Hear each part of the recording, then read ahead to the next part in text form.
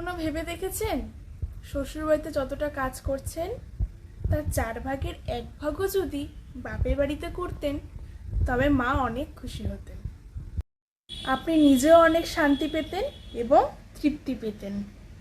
আজ যে মানুষগুলোর জন্য আপনি নিজেকে অগোছালো রেখে সর্বোচ্চটা শ্রম দিচ্ছেন, কাজ করছেন, তবুও তাদের মন পাচ্ছেন না, নাম পাচ্ছেন না, উল্টে আরও তারা কথায় কথায় ভুল ধরছে।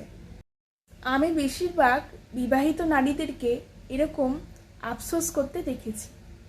তাই অবিবাহিত বোনদেরকে এখন থেকেই বলবো, একটু বোঝা দরকার।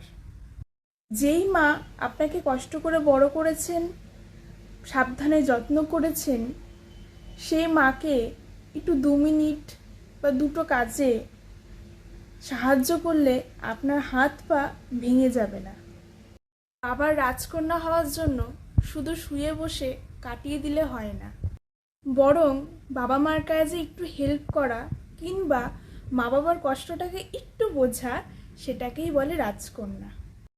পরের মানুষকে আপনি পুরো পৃথিবী দিয়ে দিলেও তাদের মন ভরবে না, এটাই স্বাভাবিক। নিজের মায়ের কাছে হেল্প করে মাকে যে শান্তিটুকু দেবেন, সেই শান্তিটুকু আপনি কোথাও পাবেন না, এই দুনিয়া খুঁজলেও পাবেন না।